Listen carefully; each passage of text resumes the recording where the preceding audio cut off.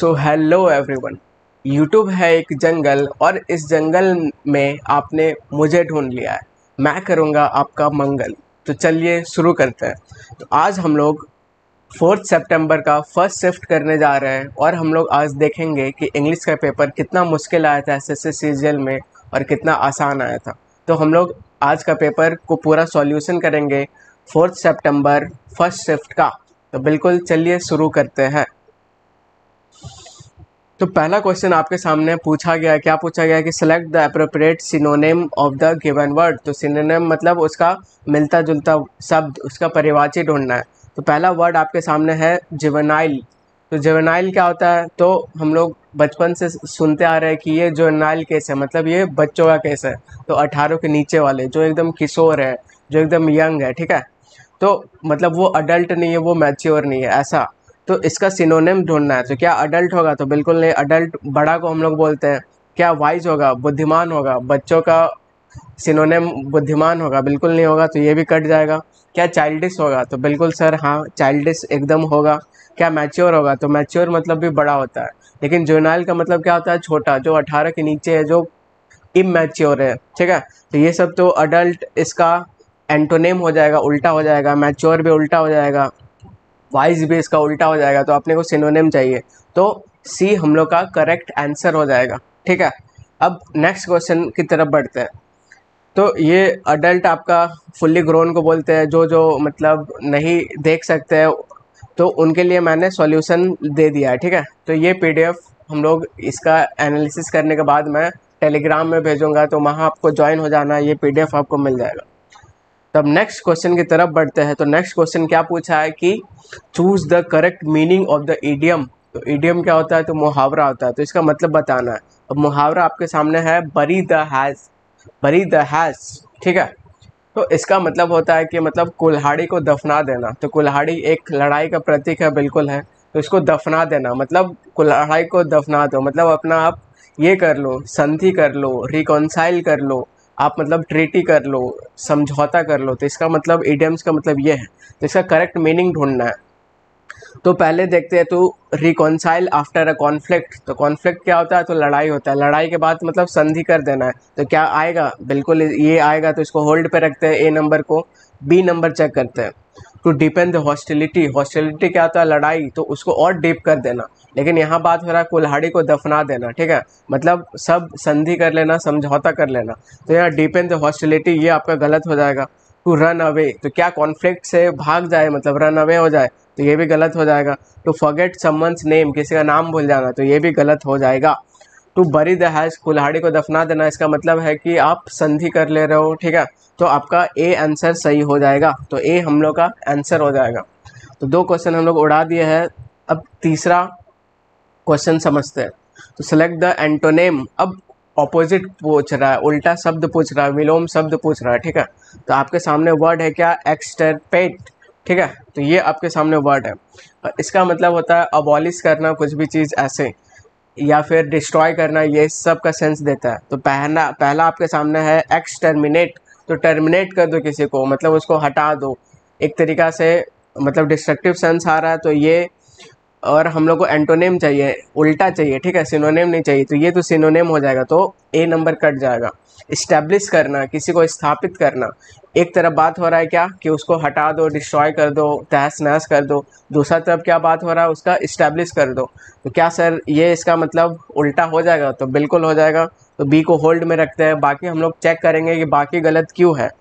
तो सी अप्रूट करना, अप्रूट रूट है, ठीक है।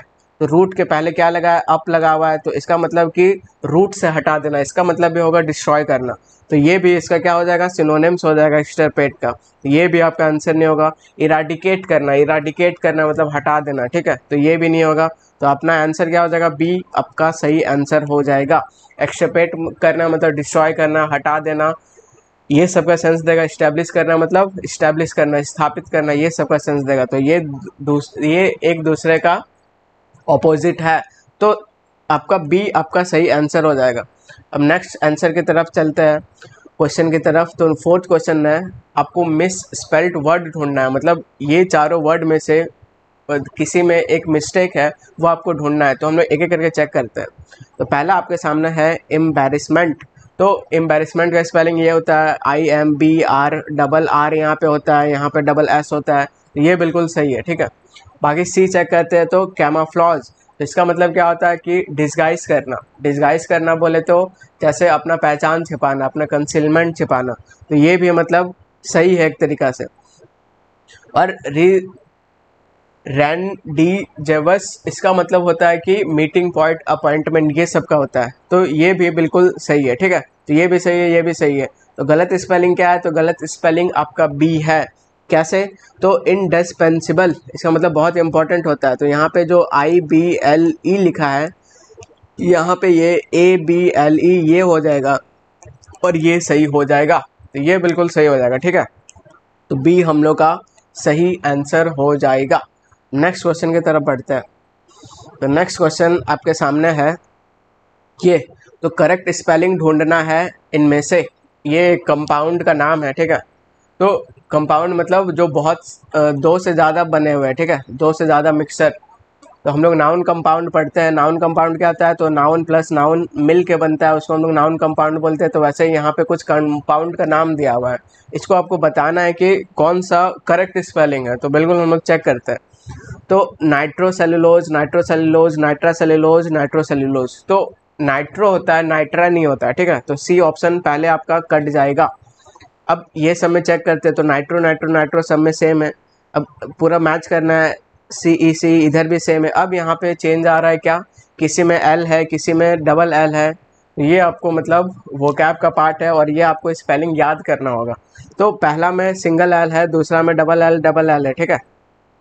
तो अगर आप जानते होगे, कहीं भी आप पढ़े होगे, तो हम लोग जानते हैं, क्या जानते हैं कि नाइट्रो सेलू डबल L होता है और लास्ट वाला में एक L होता है, ठीक है।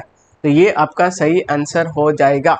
तो बी आपका सही आंसर हो जाएगा। बाकी सब में किसी में यहाँ पे ये पूरा गलत है, इसमें डबल L है लेकिन लास्ट में डबल L इधर भी दे रहा है, तो ये गलत है। तो ये आपको समझना पड़ेगा, ठीक है।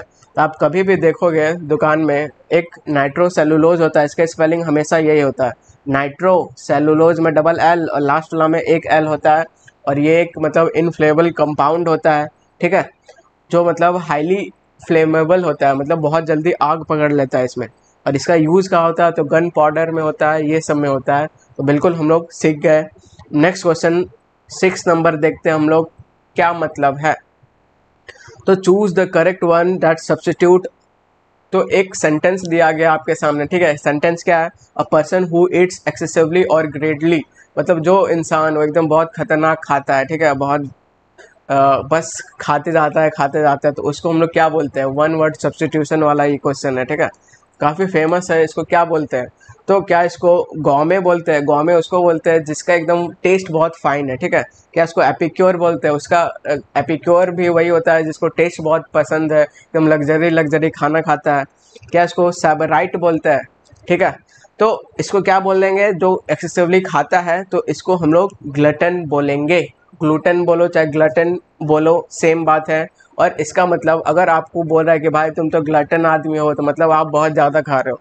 तो ग्लटन का एग्जांपल क्या हो जाएगा कि मान लो ग्लटन आदमी बहुत भूखे होता है, ठीक है, एकदम उसको बस खाना चाहिए। तो वो एक ग्लटन आदमी गया रेस्टोरेंट में, बोला कि मुझे बहुत भूख लगी है, जल्दी खाना ला दो। तो वेटर उससे पूछ रहा है कि सर आप क्या लीजिएगा, वेज कि नॉन वेज?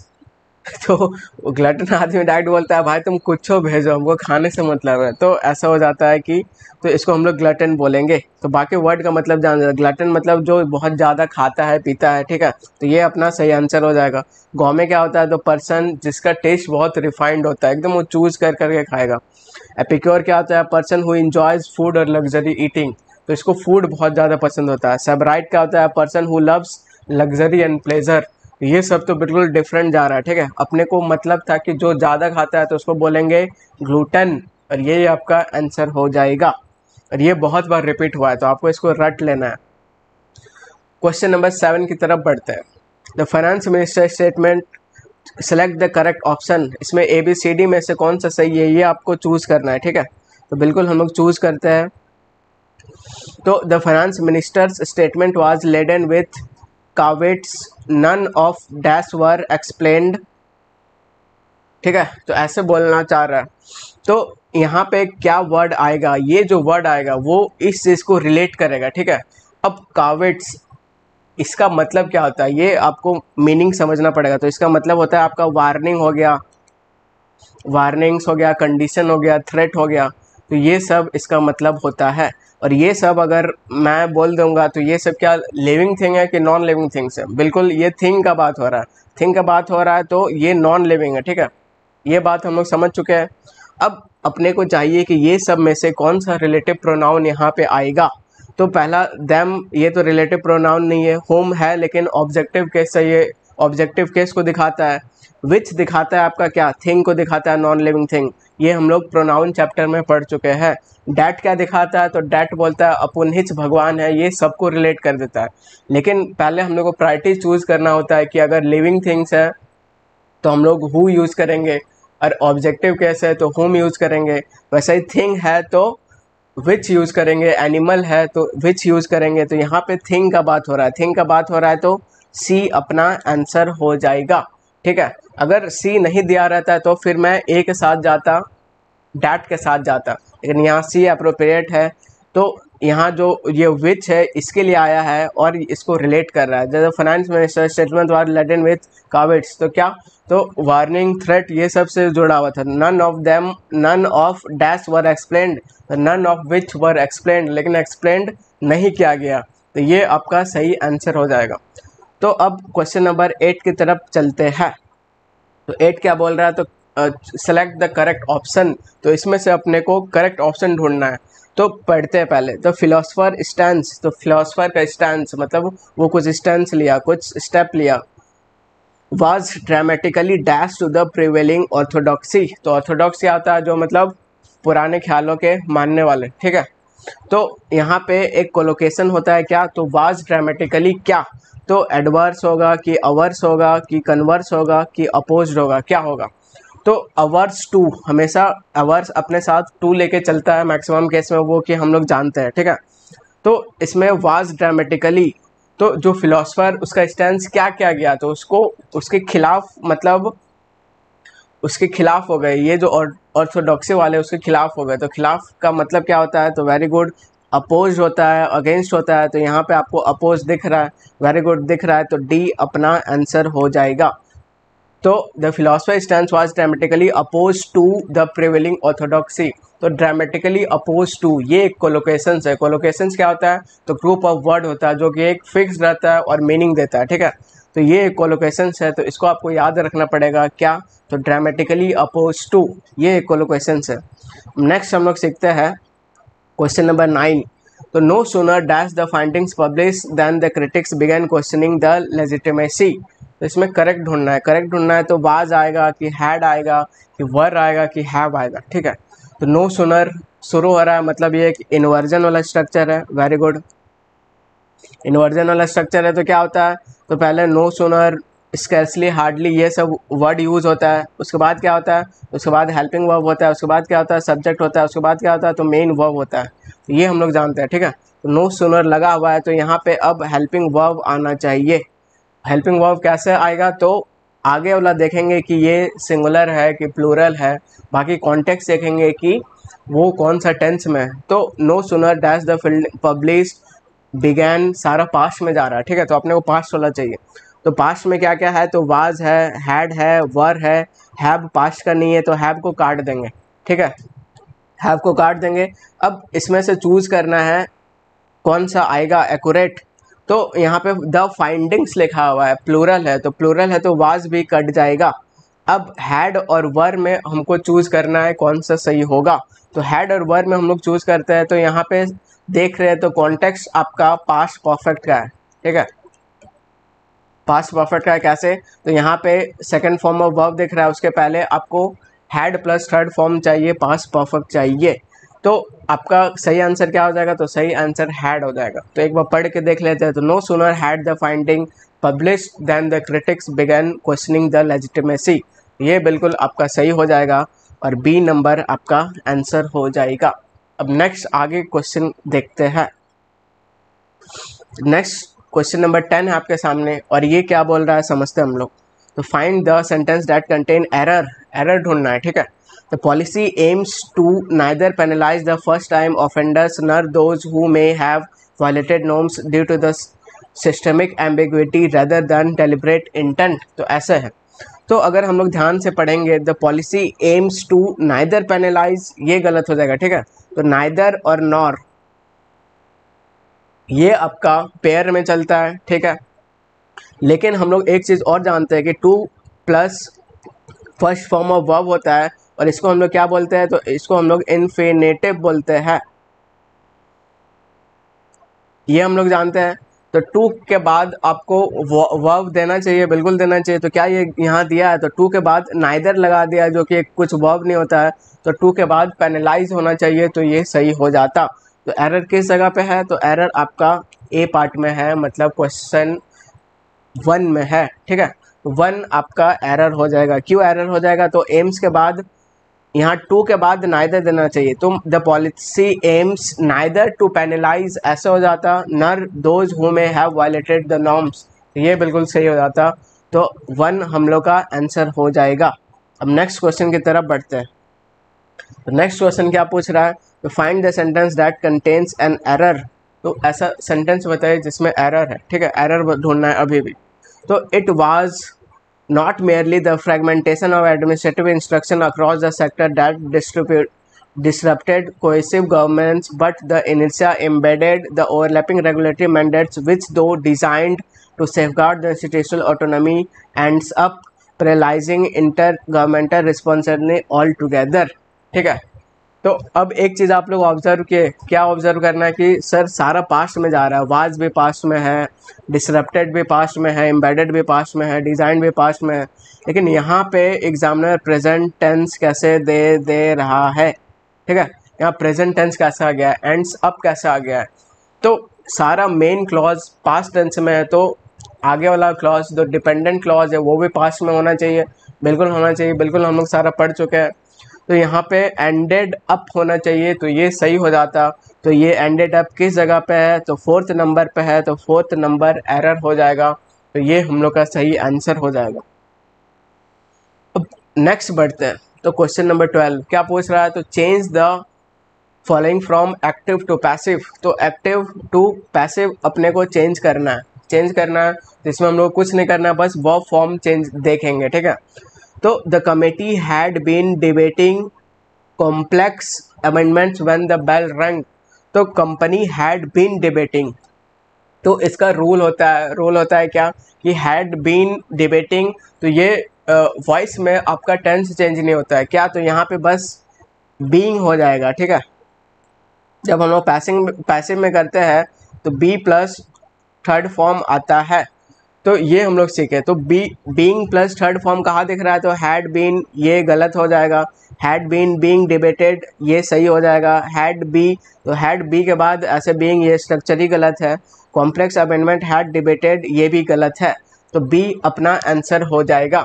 तो जिसको मतलब वॉइस अभी नहीं पढ़े, जिसको याद नहीं है, उनको मैं दिखा देता हूँ और सिखा देता हूँ कि अगर V1 प्लस ई एस और ई एस लगेगा तो वो चेंज होके क्या हो जाता है, is am are plus third form of verb हो जाता है, ठीक है। ये बेसिकली बी का फॉर्म है, उसके बाद थर्ड फॉर्म लगता है। तो इज एम आर कॉन्टिन्यूस रहा, तो is am are being plus third form हो जाता है, ये आपको याद रखना है। Has have plus third form है, तो has have been plus third form हो जाएगा। Has have been plus V1 plus ING है, तो has have been plus being plus ING ये हो जाता है। तो अभी हम लोग को कौन सा केस देखना है, तो ये वाला अभी हम लोग के सामने केस आया था कि had been V1 plus ING। तो इसको जब चेंज करेंगे तो हैड बीन सेम का सेम रहेगा, बस यहाँ पे बीइंग हो जाएगा और ये थर्ड फॉर्म ऑफ वर्ब हो जाएगा। तो ये चार्ट आपको याद रख लेना, ये बहुत ज़्यादा काम आएगा। तो हम लोग का आंसर वहाँ पे हम लोग मैच कर लिए थे, ठीक है। अब नेक्स्ट क्वेश्चन क्या पूछ रहा है, क्वेश्चन नंबर 13 ये पूछ रहा है कि select the sentence containing homonym of the highlighted word. तो पॉल ड्रॉन एक आपको हाईलाइटेड वर्ड दे दिया है, इसका होमोनेम बताना है। होमोनेम क्या होता है, तो मतलब सेम दिखेगा लेकिन स्पेलिंग अलग। एग्जाम्पल जैसे सन है, एक सन है, तो स्पेलिंग में बिल्कुल सुनने में सन है, लेकिन इसका मीनिंग अलग है, इसका मीनिंग अलग है। तो ये जो क्वेश्चन है 13 नंबर, इसको मैं कमेंट सेक्शन में बताऊंगा। इसमें मतलब अभी भी मुझे कन्फ्यूज़न है, तो जब मेरा कन्फ्यूज़न दूर हो जाएगा उसके बाद मैं इसका आंसर बताऊंगा, ठीक है। तो तब तक आगे बढ़ते हैं। 14 से हम लोग शुरू करते हैं और क्वेश्चन क्या पूछ रहा है, तो convert the sentence provided below from passive voice to an active voice. तो पैसिव टू एक्टिव करना है, ठीक है, ऐसे करना है। तो पैसिव वॉइस में दिया हुआ है, उसको एक्टिव वॉइस में करना है। तो a letter is written to the editor by the citizen every week, ठीक है। तो इसको पैसिव में करना है, तो पैसिव में कैसे होगा, तो हम लोग ट्रिक जानते हैं, क्या जानते हैं कि बस हम लोग को वर्ब फॉर्म देखना है, वर्ब फॉर्म देखना है, और दूसरा बात ये देखना है कि फॉर्म से देखना है, और दूसरा बात देखना है कि किसके द्वारा किया गया है, बाय द सिटीजन, ठीक है। तो ये जो सिटीजन है आगे आ जाएगा, और इज रिटन है मतलब is am are plus third form दिख रहा है, ठीक है। तो ये पैसिव है, पैसिव है तो इसका क्या पैसिव, इसका एक्टिव वॉइस क्या होगा, तो V1 होगा या फिर S और ES वाला वर्ब होगा। तो V1 या फिर S और ES वाला वर्ब हम लोग को ढूंढना है। तो क्या राइट्स यहाँ पे है, बिल्कुल है, यहाँ पर भी राइट्स है, यहाँ पे रोट है, गलत है, हैज़ बीन राइटिंग ये भी गलत है, ठीक है। अब A और B में से चूज़ करना है और सही करना है। तो यहाँ पे बाय द सिटीजन है, तो ये ऑब्जेक्ट है, तो यहाँ पे इधर आके सब्जेक्ट बन जाएगा। The citizen writes a letter to the editor every week, तो बी आपका आंसर हो जाएगा, ठीक है। तो is am are plus third form दिख रहा है, एक्टिव में जाना है, तो आपको बस क्या ढूंढना है, तो V1 प्लस S और ES ढूंढना है, जो कि यहाँ पर सिंपली दिख रहा है, तो ये अपना आंसर हो जाएगा। अब 14 नंबर क्वेश्चन देखते हैं। तो V1 S और ES चेंज हो गए, क्या होता है, तो is am are plus third form, और ये पूरा B का फॉर्म होता है और थर्ड फॉर्म, ठीक है। अगर कॉन्टिन्यूस है तो लास्ट बीइंग लग जाएगा बस। अगर has have plus third form है तो यहाँ पे बीन लग जाएगा। Has have been plus V1 plus ING है तो यहाँ पे हैव बीन बीइंग लग जाता है, ठीक है। तो ये बस आपको ध्यान रखना है। अगर सेकंड फॉर्म है तो सिंपली वाज वर और थर्ड फॉर्म हो जाता है। Was were V1 plus ING है तो was were being plus third form हो जाता है। तो वॉइस में टेंस चेंज नहीं होता है, बस बी का फॉर्म और थर्ड फॉर्म करना होता है। तो इसको हम लोग आराम से सीखेंगे। तो अब नेक्स्ट क्या है, तो नेक्स्ट आपके सामने है एक RC, तो बड़ा सा कॉम्प्रिहेंशन है और इसके बेसिस पे आपको 5 क्वेश्चन पूछे गए, 15, 16, 17, 18, 19, ठीक है, 20, 19, 5 क्वेश्चन पूछे गए हैं उस RC के बेसिस पे। तो हम लोग को इसका ट्रिक कैसा है, तो पहले हम लोग क्या करेंगे, तो पहले क्वेश्चन पढ़ेंगे, ठीक है। RC में सबसे पहले आपको पैराग्राफ नहीं पढ़ना चाहिए, पहले हम लोग क्वेश्चन पढ़ेंगे और सारा देख लेंगे कि किसके इर्द गिर्द पूरा स्टोरी घूम रहा है। तो बिल्कुल हम लोग क्वेश्चन पढ़ना शुरू करते हैं। तो पहला क्वेश्चन पूछ रहा है, when did India first win Olympic team gold medal. तो ये आपका कीवर्ड हो गया कि इंडिया पहला बार ओलंपिक टीम गोल्ड मेडल कब जीता था। अब अपने को पैराग्राफ में ढूंढना है कि 1900 में जीता था कि कब जीता था, ठीक है। तो ये अब इस पे हम लोग का ध्यान रहेगा पूरा पैराग्राफ में। तो पहला क्वेश्चन ये कि इंडिया गोल्ड मेडल कब जीता था, इसको अपने को ढूंढना है। दूसरा क्वेश्चन देख लेते हैं। दूसरा क्वेश्चन क्या पूछा है, what are the major issue, क्या मेजर इशू हुआ है इंडियाज ओलंपिक परफॉर्मेंस पोस्ट 1980।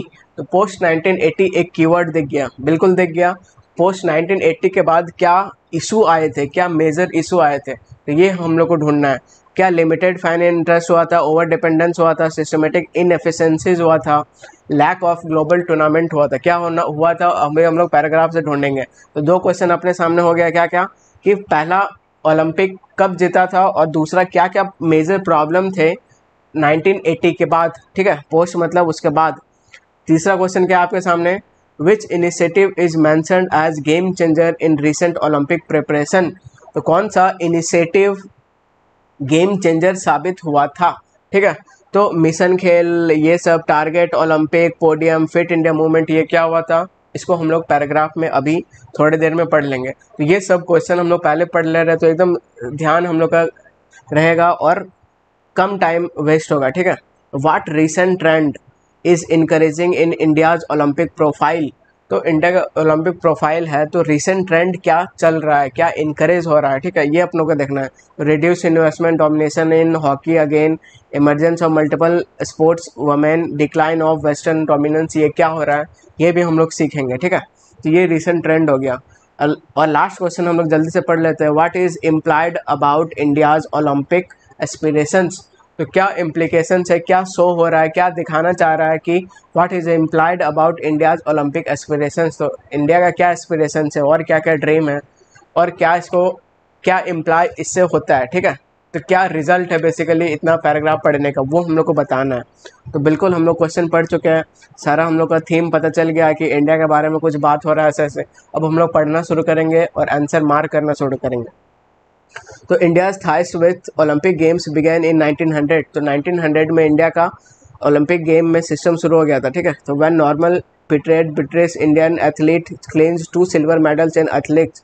तो ये सब हम लोग को कुछ नहीं पढ़ना है, बस हम लोग जो जो क्वेश्चन है उसको हम लोग ध्यान देना है।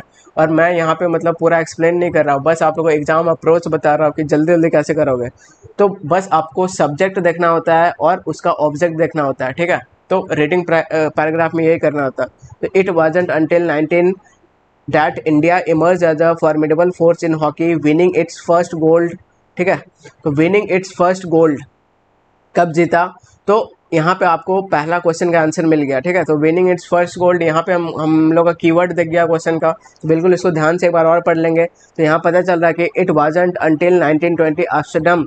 तो उससे पहले नहीं, तो 1928 एम्स्टर्डम में India Olympic that India emerge formidable और जीतता है फर्स्ट टीम गोल्ड, ठीक है। तो पहला आंसर अपने को मिल गया। तो when did India first Olympic कब जीता। तो 1928 एम्स्टर्डम में जीता। तो किधर है, तो सी आपका करेक्ट आंसर हो जाएगा, ठीक है। तो एक हम लोग को मिल गया कि सी इसका करेक्ट आंसर है, तो सी करेक्ट आंसर हो जाएगा। अब दूसरा क्वेश्चन क्या है, तो मेजर इशू क्या था पोस्ट 1980। तो पोस्ट 1980 देखेगा तो हम लोग को ध्यान चलना चाहिए। तो what followed was in the golden era where India's men hockey dominated in Olympic arena where 8 gold medals between 1928 1980 and past legacy. Despite this excellence India's journey has been riddled with inconsistencies. तो inconsistency है, ठीक है। Post 1980 keyword दिख गया तो अब ध्यान से पढ़ेंगे। अ कॉन्स्पिकुअस मेडल डॉट grip the nation exposing systematic inefficiencies. तो कुछ इनएफिशिएंसी हो रहा है, किसका। तो लैक ऑफ इंफ्रास्ट्रक्चर का हो रहा है, ट्रेनिंग का हो रहा है, मिनिमल ग्रास रूट स्काउटिंग का हो रहा है। तो अब आंसर मिल गया अपने को कि मेजर इशू क्या था पोस्ट 1980। तो बोल रहा है इनएफिशिएंसीज था, तो सिस्टमेटिक इनएफिशिएंसी यहाँ दिख रहा है, तो सी अपना आंसर हो जाएगा। तो दो क्वेश्चन हम लोग विद इन 2 मिनट भी नहीं लग रहा है हम लोग को उड़ा दिए, ठीक है। नेक्स्ट पढ़ते हैं। Which initiative mentioned as a game changer in recent Olympic preparation. तो कौन सा इनिशिएटिव लिया गया, इसको भी हम लोग जल्दी से ढूंढते हैं। तो इतना दूर हम लोग पढ़ चुके थे। तो athletes often institution support to achieve global recognition. The first century, however, assert the pleas of coaches optimism with the establishment like the Target Olympic Podium Scheme and increased corporate. India's athletes enjoyed improved international coaching. The medal through the modest have been uptrend symbolize the Neeraj Chopra ऐसा ऐसा करके है, ठीक है। तो एक word ये हम लोग को दिख गया, ठीक है। इसके बाद बोल रहा है कि ये बहुत ज़्यादा इम्प्रूव किया है तो क्या हम लोग का मिलता जुलता है। तो व्हाट इनिशिएटिव गेम चेंजर क्या साबित हुआ, तो ये बिल्कुल साबित हुआ कि TOPS। बाकी ना मिशन खेल उड़ान का बात हो रहा है, ना ओलंपिक गोल्ड हंट का बात हो रहा है, ना फिट इंडिया मूवमेंट का बात हो रहा है। तो किसका बात हो रहा है, TOPS का बात हो रहा है। ये क्या है, टारगेट ओलंपिक पोडियम स्कीम का बात हो रहा है, ठीक है। तो डी आपका सही आंसर हो जाएगा, तो 17 का डी हो जाएगा। अब नेक्स्ट क्वेश्चन हम लोग पढ़ते हैं। तो what recent trend is encouraging India's Olympic profile. तो कौन सा रिसेंट ट्रेंड मतलब इमर्ज हो रहा है, क्या देखने को मिल रहा है इतना सारा गेम जो इंडिया का हो रहा है। तो पढ़ते हैं। तो what most hardening is the diversification of sports. एक तो डाइवर्सिफिकेशन ऑफ स्पोर्ट्स हो रहा है, no longer confined to hockey and wrestling. अब इंडिया मतलब हॉकी और रेसलिंग तक ही सीमित नहीं है। India is now making starts in discipline like. India और भी एफर्ट मार रहा है, कहाँ बैडमिंटन में, शूटिंग में, बॉक्सिंग में, एथलीट्स में। इक्वली नोटवर्दी क्या है कि rising representation and the success of Indian women athletes. तो इंडियन वुमेन एथलीट्स का भी बहुत मतलब चर्चा हो रहा है, बहुत have frequently been torch bearer in the Olympic outings. तो टॉर्च बियरर का काम कर रहा है, मतलब वो आगे आगे बस इसमें बैडमिंटन ये सब में तो कर ही रहा है, लेकिन जो वुमेन है ये सब भी बढ़ चढ़ के हिस्सा ले रही है, टॉर्च बियरर का काम कर रही है। येट चैलेंजेस रिमेन, तो क्या चैलेंजेस अभी भी है वो हम लोग बाद में पढ़ेंगे, लेकिन अभी इसको देख लेते हैं। तो वुमेन का बात हो रहा है, वो बहुत जीत रही है, ठीक है। तो रिसेंट ट्रेंड क्या है कि रिड्यूस इन्वेस्टमेंट इन क्रिकेट, तो क्रिकेट में इन्वेस्टमेंट रिड्यूस हो गया, तो इसका तो बात ही नहीं हो रहा, तो ये आपका गलत हो जाएगा ए। डोमिनेशन इन हॉकी अगेन, वापस में हॉकी में डोमिनेट करने लगा, इसका भी ऐसा कुछ बात नहीं हो रहा है। Decline of western dominance, western dominance का डिक्लाइन होने जा रहा है, तो इसका भी बात नहीं हो रहा है, तो क्या आंसर हो जाएगा? तो इमर्जेंस ऑफ मल्टीपल स्पोर्ट्स, ठीक है। मल्टीपल स्पोर्ट्स कैसे? बैडमिंटन, हॉकी, बॉक्सिंग, ये सब में पे पार्टिसिपेट कर रहा है इंडिया। दूसरा बात, वुमेन टॉर्च बियरर का काम कर रही है, तो वुमेन बढ़ चढ़ के हिस्सा ले रही है ओलंपिक में, तो क्या आंसर हो जाएगा? सी अपना आंसर हो जाएगा। अभी तक 4 का 4 हम लोग बना चुके हैं, लास्ट बनाते हैं 5वां। तो क्या इम्प्लाई करता है ये, क्या एक तरीक़ा से इम्प्लाई मतलब इम्प्लीकेशन, उसका रिजल्ट क्या है, उसका कंसिक्वेंस क्या है, तो क्या हो रहा है? तो इंडिया का एस्पिरेशन में क्या हो रहा है? तो they rely entirely on foreign coaching, तो क्या एकदम फॉरेन कोचिंग में पूरा रिलाई कर रहे हैं? तो कुछ कुछ वर्ड है, एक्सट्रीम वर्ड जिसको हम लोग बोलते हैं, ठीक है। तो एक्सट्रीम वर्ड को देखते ही आपको हटाना है। तो एक्सट्रीम वर्ड क्या क्या है? जैसे पहला इंटायरली, तो इंटायरली दिख गया एक्सट्रीम वर्ड है, तो इसको काटेंगे, तो ए आपका आंसर नहीं हो सकता है, ठीक है। तो they are limited to traditional sports, तो ये लोग बिल्कुल अपने आप को लिमिट कर रहे हैं ट्रेडिशनल स्पोर्ट्स में, तो ये भी क्या मतलब इम्प्लीकेशन हो सकता है? बिल्कुल नहीं हो सकता, तो ये भी आपका गलत हो जाएगा। अब बी और सी में देखते हैं। दे एम फॉर कंसिस्टेंट पार्टिसिपेशन, जो लोग एम कर रहे हैं एकदम पार्टिसिपेशन कंसिस्टेंस हो, ठीक है, तो इसको होल्ड पे रखते हैं। दे आर ग्रोइंग, ये लोग ग्रो हो रहे हैं, बट लेकिन नीड सस्टेंड रिफॉर्म्स, लेकिन ये लोग को रिफॉर्म्स का भी ज़रूरत है, ठीक है। तो अपने को बैलेंस चाहिए, बैलेंस आंसर चाहिए। अगर आप कंक्लूजन दे रहे हो तो क्या एकदम बैलेंस आंसर दोगे कि ये प्रॉब्लम है लेकिन ऐसे ऐसे आपको इसको सही करना है, ठीक है, ऐसे हम लोग बोलते हैं, आंसर देते हैं। तो सी ज़्यादा सही लग रहा है, तो सी अपना आंसर हो जाएगा। दे एम फॉर कंसिस्टेंट पार्टिसिपेशन, इसका बात ज़्यादा नहीं हो रहा है, ठीक है। तो they are growing, India grow तो कर रहा है, लेकिन बट नीड सस्टेंड रिफॉर्म्स, लेकिन इसको रिफॉर्म्स की भी ज़रूरत है, तो सी अपना आंसर हो जाएगा। अब 20 नंबर देखते हैं, इसके बाद और हम लोग को 5 क्वेश्चन करना है, उसके बाद ख़त्म, ठीक है। तो 20 नंबर क्या है? तो choose the most suitable option that replace the highlighted part of the sentence, तो ये पार्ट हाईलाइट किया गया है, इसको कौन सब्स्टिट्यूट करेगा, इसको कौन रिप्लेस करेगा, ABCD में से ये आपको बताना है। तो had I known about the traffic I will leave early, अगर मुझे ट्रैफिक के बारे में पहले पता होती तो मैं पहले निकलता घर से, ऐसे बात हो रहा है, ऐसे बात हो रहा है। तो ये आपका थर्ड कंडीशनल का क्वेश्चन है। जो कंडीशनल नहीं किया है अभी मैं यूट्यूब में करवाऊंगा, तो आपको चैनल को सब्सक्राइब कर लेना ताकि आपको पता चल सके, ठीक है। तो कंडीशनल्स हम लोग पढ़ेंगे, इसमें फर्स्ट कंडीशनल होता है, सेकंड कंडीशनल होता है, थर्ड होता है, और एक जीरो कंडीशनल होता है। तो थर्ड कंडीशनल में क्या होता है कि मतलब अनरियल सिचुएशन ऑफ पास्ट बताया जाता है कि अगर ये हुआ होता तो मैं ये क्या करता, ठीक है। तो इसका स्ट्रक्चर आपका पहला होता है सब्जेक्ट होता है, ठीक है, उसके बाद हैड प्लस थर्ड फॉर्म होता है, उसके बाद कंडीशन वाला वर्ड में आपका क्या होता है, तो वुड होता है, फिर हैव होता है, उसके बाद वुड हैव, उसके बाद थर्ड फॉर्म होता है, ठीक है। तो अपने को would have plus third form ढूंढना है, कहाँ पे है? तो क्या पहला आंसर में would have plus third form बिल्कुल यहाँ पे है। वुड लीव अर्ली ये गलत हो जाएगा, हैड लेफ्ट अर्लियर ये भी गलत हो जाएगा, वुड लेफ्ट अर्लियर तो यहाँ पे हैव मिसिंग है, ठीक है, तो ये भी गलत हो जाएगा, तो ए अपना आंसर हो जाएगा। तो ऐसे कैसे हो रहा है तो वो हम लोग समझते हैं, तो ए अपना आंसर हो जाएगा। और ये थर्ड कंडीशनल का है, तो जो नहीं जानते हैं कंडीशनल मैं उसको एक बार समझा देता हूँ। तो if I win the lottery I will by all the famous super car, अगर मैं लॉटरी जीतता तो मैं सुपर कार खरीदता, ठीक है। ये फ्यूचर का बात हो रहा है, रियल और पॉसिबल सिचुएशन है फ्यूचर का। अब अनरियल और इमेजिनरी सिचुएशन ऑफ फ्यूचर की, फ्यूचर में जो रियल नहीं है, अगर मैं लॉटरी जीतता तो मैं सारा सुपर कार्स खरीदता, तो इसका स्ट्रक्चर ये होता है। अभी हम लोग का क्वेश्चन इससे आया है कि unreal imaginary situation of past, कि पास्ट में कोई भी सिचुएशन अनरियल हो, इमेजिनरी ना हो, तो हम लोग थर्ड कंडीशनल यूज करते हैं। उसका स्ट्रक्चर क्या होता है, तो हैड प्लस थर्ड फॉर्म, उसके बाद कंडीशन वाला में भी would have plus third form ये होता है, ठीक है। तो अभी ये पार्ट दिया हुआ था और अपने को ये वाला चूज़ करना था, तो ये आपका सही हो जाएगा। तो if I had one the lottery, अगर मैं लॉटरी जीती होती तो मैं क्या करता, तो I would have bought all the famous super cars, तो मैं सारा सुपर कार्स खरीदा होता।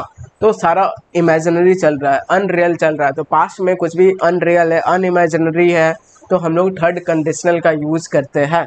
तो इसको जब मैं पढ़ाऊँगा तो और ज़्यादा क्लियर होगा, ठीक है। अब 21 नंबर क्वेश्चन क्या पूछ रहा है, तो choose the most suitable option, तो इनमें से मोस्ट सूटेबल ऑप्शन चूज़ करना है। तो it is high time you must change your habits, तो ये वन ऑफ द एग्जामिनर का फेवरेट क्वेश्चन है, और ये कॉन्सेप्ट का नाम है बुलाती है मगर जाने का नहीं। तो ये कॉन्सेप्ट मैंने बहुत अपने बैच में करवाया था सारे स्टूडेंट्स को, कि बुलाती है मगर जाने का नहीं। बुलाती है मतलब क्या, तो सब्जेक्ट प्लस सेकंड फॉर्म हमेशा आता है, लेकिन एग्जामिनर यहाँ पे फर्स्ट फॉर्म करके देगा, जो कि गलत होता है। तो इट इज़ हाई टाइम, ऐसा अगर आपको वर्ड दिख गया तो you must change your habit, तो यू सब्जेक्ट के बाद हमेशा सेकंड फॉर्म लिखा जाता है, तो सेकंड फॉर्म ढूंढना है। तो यहाँ पे सेकंड फॉर्म है, यहाँ पे नहीं है, यहाँ पे नहीं है, यहाँ पे नहीं है, तो ए अपना आंसर हो जाएगा, ठीक है। तो ऐसा कैसे हो रहा है सर, तो बिल्कुल हम लोग इसको सीखते हैं। तो ए अपना आंसर है, लेकिन कैसे, तो इसके पीछे कॉन्सेप्ट ये है कि it is high time, it is time, it is about time, it is opportune time. तो इसका मतलब क्या है, तो इसका मतलब ये है कि इट इज़ राइट टाइम, अब सही समय हो गया है। किस चीज़ का, तो सही समय हो गया है, ठीक है। और ये सेंस देता है अ लिटिल लेट और शुड का सेंस देता है, लेकिन होता नहीं है। तो अब सही टाइम आ गया कि आपको एक्शन लेना चाहिए, ऐसा मतलब देता है ये सब अगर आपको वर्ड दिख गया।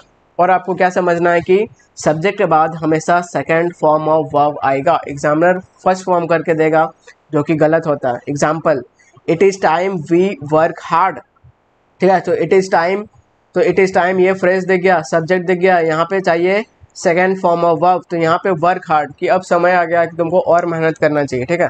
तो यहाँ सेकंड फॉर्म चाहिए, लेकिन एग्जामिनर फर्स्ट फॉर्म दिया, जो कि गलत हो जाएगा। It is time we worked hard, भले ये सुनने में अटपटा लगता है, लेकिन यही सही होता है।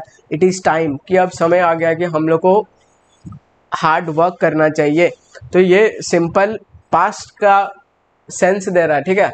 सिंपल पास्ट स्ट्रक्चर है, लेकिन सेंस दे रहा है किस चीज़ का, फ्यूचर का। तो पास्ट से भी हम लोग फ्यूचर जा सकते हैं, कोई प्रॉब्लम नहीं है, ठीक है। हम लोग प्रेजेंट से भी फ्यूचर जा सकते हैं। तो ऐसा माइंड में बैठा के मत रखिए कि बस प्रेजेंट से प्रेजेंट ही बोला जाता है, पास्ट से बस पास्ट ही बोला जाता है। पास्ट से हम लोग फ्यूचर बता सकते हैं, और प्रेजेंट से भी फ्यूचर का सेंस दे सकते हैं। तो it is time we worked hard, तो अब सही समय आ गया है क्या, कि हम लोग को मेहनत करना चाहिए। ये सब आपको फ्रेज देखे, उसके बाद सब्जेक्ट के बाद आपको सेकंड फॉर्म ऑफ वर्ब चाहिए। ये कॉन्सेप्ट का नाम है बुलाती है मगर जाने का नहीं। तो बुलाएगा कैसे, तो एग्जामिनर यहाँ पे आपको फर्स्ट फॉर्म करके देगा, ठीक है। इट इज़ टाइम के बाद यहाँ पे एग्जामिनर आपको फर्स्ट फॉर्म करके देगा, जो कि गलत होगा। एग्जामिनर आपको बुलाएगा, लेकिन जाने का नहीं। बुलाती है मगर जाने का नहीं, ये दुनिया है इधर जाने का नहीं।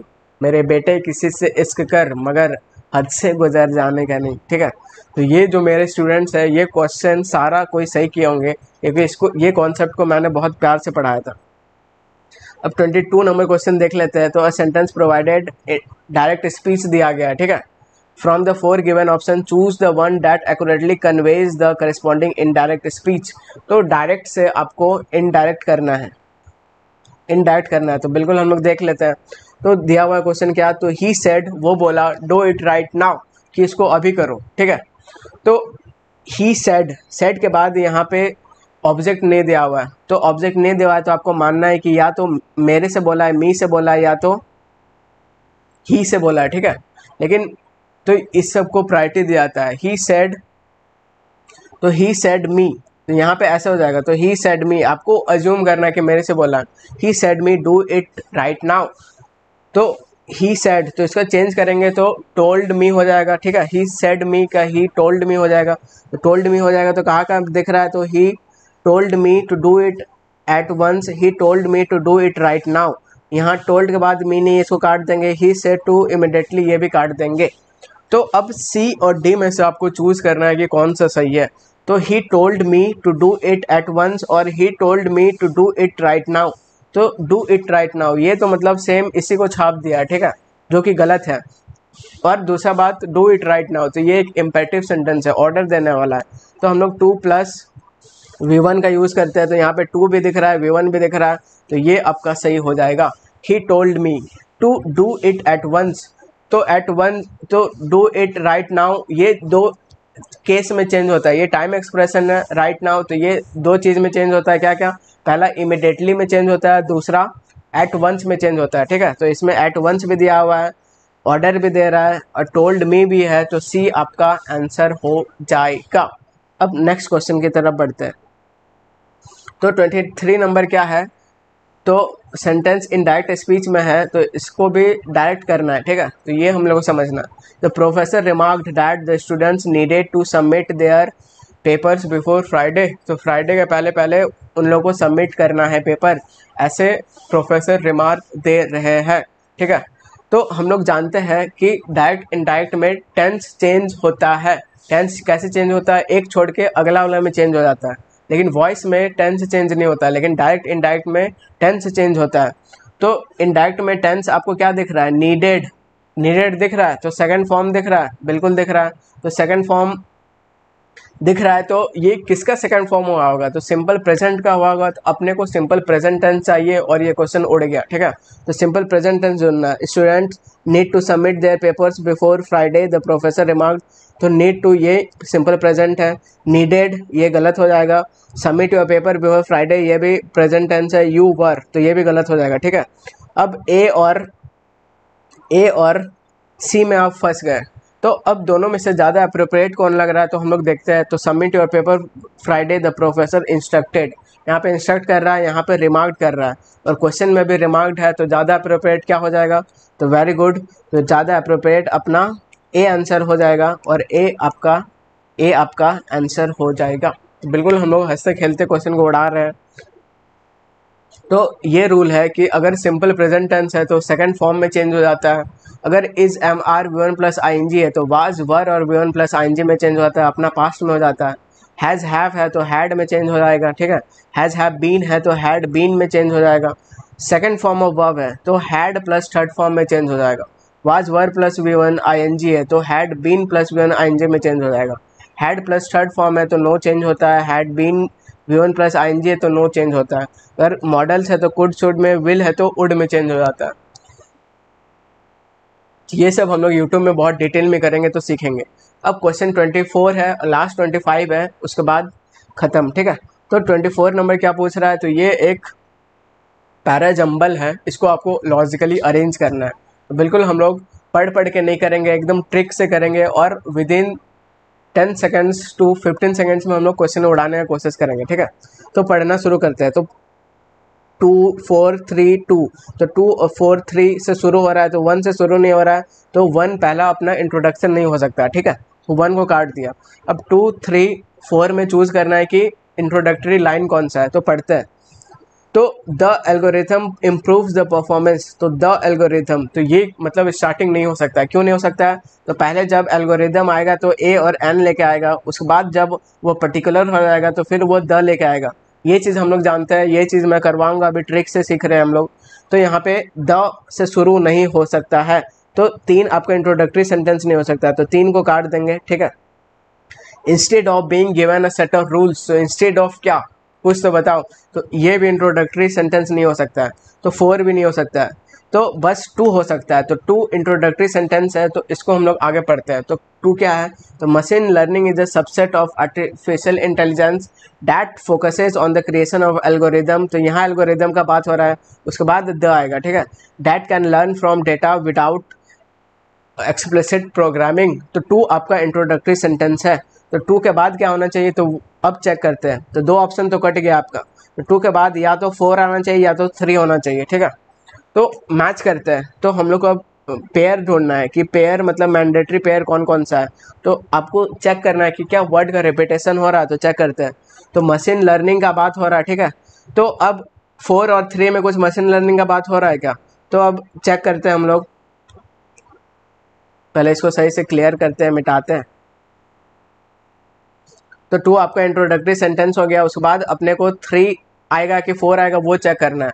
तो 2 में मशीन लर्निंग का बात हो रहा है, तो 3 और 4 में किसका बात हो रहा है देख लेते हैं। तो 3 में एल्गोरिदम का बात हो रहा है, इंस्टेड और given set of machine learning, और 4 में मशीन लर्निंग का बात हो रहा है, ठीक है। तो क्या सर 2 के बाद 3 आना चाहिए, क्योंकि 2 में उसका डेफिनेशन बता रहा है, उसके बाद और आगे मशीन लर्निंग के बारे में और इलेबोरेट किया जा रहा है, तो 2 के बाद बिल्कुल 4 होना चाहिए। तो 2 के बाद बिल्कुल 4 होना चाहिए, तो 4 यहाँ पे हम लोग लिख देंगे, ठीक है। तो ये मैंडेटरी पेयर हो गया, तो इसके बारे में इंट्रोडक्शन दे रहा है। और instead of given a set of rules machine learning model trend on examples, तो एग्जाम्पल्स में ट्रेंड होता है। अब तो इसके बाद बिल्कुल आपका 4 होना चाहिए, और यही हम लोग का आंसर आ जाता है। लेकिन तब भी हम लोग आगे देखते हैं, तो 4 आ जाना, उसके बाद 3 आना चाहिए। तो 3 क्या है, the algorithm improves its performance by analyzing the vast amount of input and identifying patterns, ठीक है। तो रूल का बात हो रहा है, उसको इम्प्रूव करता है परफॉर्मेंस। उसके बाद लास्ट वाला क्या है, 1 है, तो दिस मेक्स दम आइडियल, वो इजी बनाता है क्या, तो इमेज रिकॉग्निशन हो गया, natural landscape processing, medical agnostic, ये सब हो गया, तो बिल्कुल सेट हो गया। तो 2 4 3 1 ये आपका सही हो जाएगा। तो ये आपका डेफिनेशन टाइप का इंट्रोडक्टरी लाइन हो जाएगा। उसके बाद मशीन लर्निंग के बारे में बात हो रहा है, तो और मशीन लर्निंग के बाद में यहाँ 4 वाला में ये बताया जा रहा है, उसका एक्सप्लेनेशन बताया जा रहा है। उसके बाद 3rd वाला में बताया जा रहा है कि ये जो एल्गोरिदम है और इम्प्रूव करता है क्या क्या, तो ये सब करता है। उसके बाद लास्ट में कंक्लूडिंग लाइन क्या है, दिस मेक्स देम, तो ये बनाता है आइडियल, क्या बनाता है, तो ये सब बनाता है। तो आपका आंसर क्या हो जाएगा, तो आपका आंसर ए हो जाएगा, 2 4 3 1। नेक्स्ट बढ़ते हैं, तो 2 4 3 1, तो पहला क्या इंट्रोड्यूस कर रहा है, दूसरा एक्सप्लेन कर रहा है, उसके बारे में डिस्क्राइब कर रहा है, और लास्ट में कंक्लूड कर रहा है कि ऐसे ऐसे हो जाएगा। अब last question of this shift का क्या है, तो 14 सितंबर और 2025 शिफ्ट 1 है, ठीक है। तो अब लास्ट क्वेश्चन पढ़ते हैं। तो पहले हम लोग ऑप्शन देखेंगे, तो 2 3 1 ऐसे ऐसे शुरू हो रहा है, तो 1 2 3 4 सारा मतलब अलग अलग पहला ऑप्शन दिख रहा है, ठीक है। तो बस हम लोग को अगर इंट्रोडक्टरी लाइन दिख जाएगा तो हम लोग का ये क्वेश्चन उड़ जाएगा बहुत आसानी से। तो बस इंट्रोडक्टरी लाइन हम लोग ढूंढते हैं। The primary purpose of the process is to ensure, क्या प्राइमरी पर्पस, क्या प्रोसेस, कुछ तो बताओ। तो 1 गलत हो जाएगा, ठीक है। तो food processing is a series of 1000 methods use to transform ingredients, तो इसको होल्ड पे रखते हैं 2 नंबर को, तो होल्ड पे रखते हैं क्या, क्यों, क्योंकि ये हो सकता है। तो दीज मेथड्स कैन रेंज, तो दीज मेथड्स कौन से मेथड भाई बताओ, तो 3 भी इंट्रोडक्टरी नहीं हो सकता है, तो 3 को मैंने काट दिया, 1 को भी काट दिया, अभी 2 को होल्ड पे रखा है, 4th पढ़ लेते हैं। तो फर्दर मोर, तो फर्दर मोर क्या, पहले आप कुछ बताओगे फिर आगे फर्दर उसका बताओगे, उसका एग्जाम्पल बताओगे, ठीक है। तो 4 भी इंट्रोडक्टरी लाइन नहीं हो सकता है, तो इंट्रोडक्टरी लाइन क्या हो सकता है, 2 हो सकता है। तो 2 अपना आंसर हो जाएगा, मतलब ए आपका आंसर हो जाएगा। इसको एक बार वापस से पढ़ लेते हैं। तो कैसे, तो पहला 2 इंट्रोडक्टरी लाइन है, तो फूड प्रोसेसिंग के बारे में बता रहा है, ठीक है। उसके बाद 3 दीज मेथड्स, तो ये जो मेथड्स है रेंज करता है, कटिंग ग्राइंडिंग ये सब करता है। उसके बाद 1 आना चाहिए, तो प्राइमरी पर्पस प्रोसेस का क्या है, तो एंश्योर करता है, ठीक है। और लास्ट में फर्दर मोर इट हेल्प्स, क्या करता है, तो प्रिजर्व फूड करता है, extend self life and enhance the nutrition value, ठीक है। तो ए आपका आंसर हो जाएगा, ए में ही इंट्रोडक्टरी लाइन है, तो बिल्कुल हम लोग क्वेश्चन को उड़ा दिए। और ऐसा आपको पढ़ के करना नहीं है, बहुत टाइम वेस्ट हो जाएगा, तो हम लोग ट्रिक से चलेंगे, ठीक है। ट्रिक नहीं मतलब इसको बोलेंगे हम लोग स्मार्ट स्ट्रेटेजी, तो स्मार्ट पढ़ेंगे हम लोग, तो बहुत बढ़िया। तो इस तरीके से हम लोग हंसते खेलते 14 सितंबर का फर्स्ट शिफ्ट कर चुके हैं। अब नेक्स्ट क्लास में हम लोग नेक्स्ट शिफ्ट करेंगे, तब तक आपको रिवाइज करना है, ठीक है। और नेक्स्ट वीडियो जल्दी आएगा, till then take care and bye bye.